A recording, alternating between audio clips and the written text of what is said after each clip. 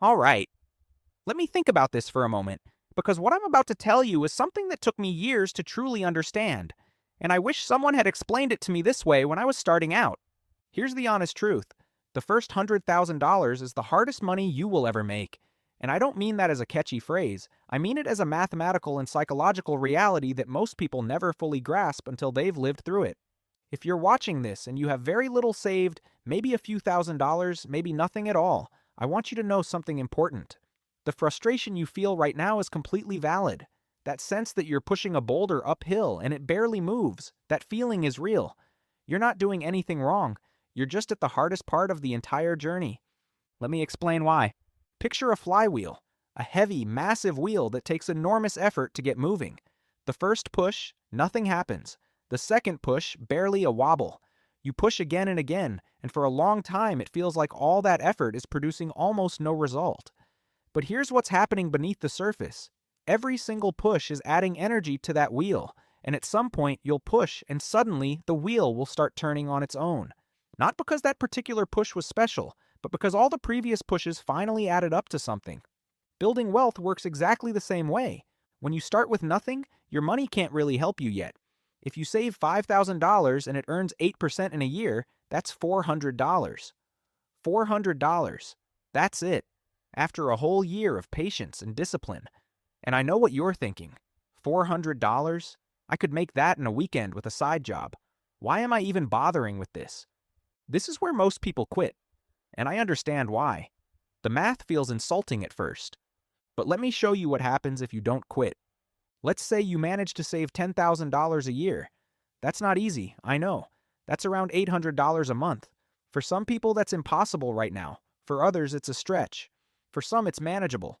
Work with whatever number makes sense for your life. The principle is the same. Year 1, you have $10,000. It earns maybe $800 in growth. You end the year with roughly $10,800. Not exciting. Year 2, you add another $10,000. Now you have almost $22,000.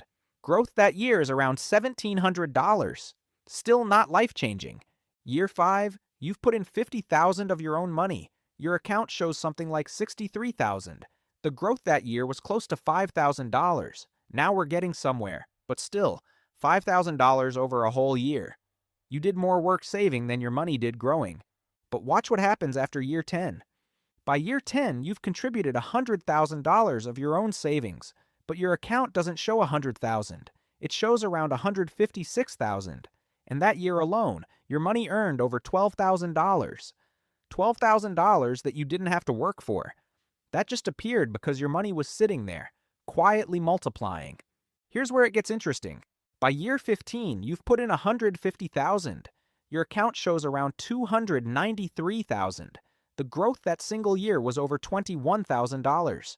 Your money is now earning more each year than many people save. By year 20, you've contributed $200,000 total. Your account shows $494,000, almost $500,000. And the growth that year alone was over $36,000. Do you see what happened? In the early years, you were doing all the heavy lifting. Your contributions were the engine. But somewhere around year 10 or 12, something shifted. Your money started pulling its own weight. And by year 20, your money is doing most of the work while you're just along for the ride. This is what Warren talks about when he describes the snowball. You start at the top of a hill with a tiny ball of snow, you push it. At first, you're doing all the pushing. The ball barely grows. But as it gets bigger, it picks up more snow with each rotation. Eventually, the ball is so large and moving so fast that gravity takes over. You can almost step back and watch it grow on its own. The problem is that most people give up while they're still pushing a small snowball up the hill.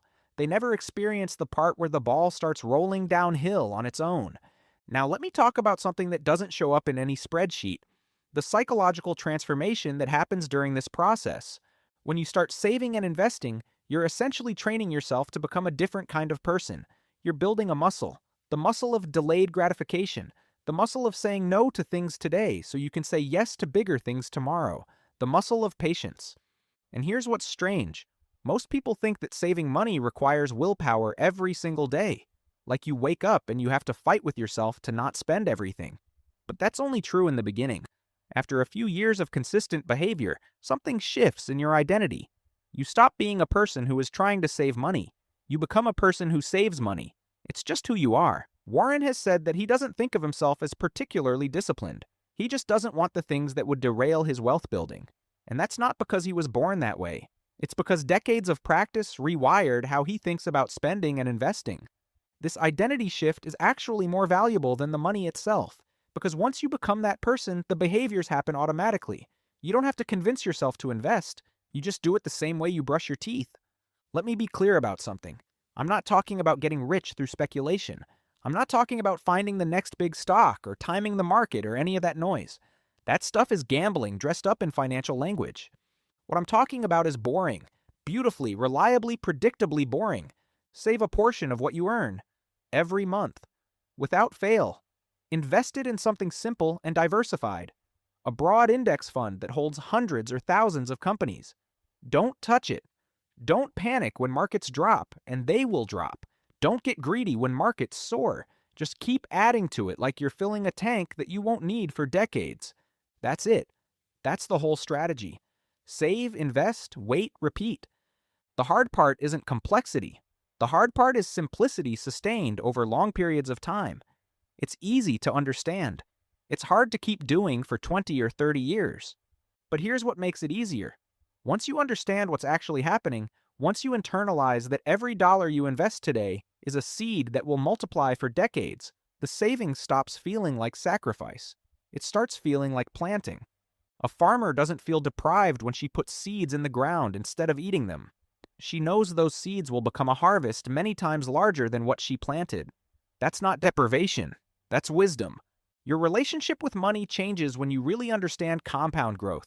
$100 isn't just $100 anymore. It's $100 that could become $800 if you give it 30 years. Spending that $100 on something forgettable isn't just losing $100. It's losing the $800 it could have become. I'm not saying never spend money. That would be a miserable way to live. I'm saying spend with awareness. Spend on things that actually matter to you. Cut ruthlessly on things that don't. Now let me leave you with something to think about. The goal of all this isn't really the money. The money is just a tool. What you're actually building is freedom. The freedom to wake up one day and realize that you don't have to work anymore unless you want to. The freedom to help your kids without worrying. The freedom to weather any storm because you have reserves. The freedom to take a chance on something meaningful because failure won't destroy you. Warren didn't build his wealth because he loved watching numbers grow. He built it because wealth represented independence. The ability to do what he wanted, when he wanted, with the people he wanted. That's what real wealth provides. Not luxury cars, not status, freedom. And here's the beautiful irony. The path to that freedom requires giving up some freedom in the short term. It requires discipline when you'd rather be spontaneous. It requires patience when you'd rather have instant results. It requires consistency when you'd rather take shortcuts. But those constraints are temporary. The freedom they build is permanent. So if you're at the beginning of this journey, pushing that heavy flywheel, watching your small contributions earn frustratingly small returns, I want you to remember this. You are exactly where you're supposed to be. The physics of wealth building require this slow, effortful start. There is no way around it, only through it. But if you keep pushing, if you stay patient, if you don't quit when the numbers seem insulting, you will reach the point where the wheel spins on its own, where your money earns more than you do, where the snowball rolls downhill without your help. That moment is waiting for you. It's a mathematical certainty if you just don't stop. The first 100,000 is the hardest. Everything after that gets easier. Not because you get smarter or luckier, but because the math finally starts working in your favor. Keep pushing. Your future self is counting on you.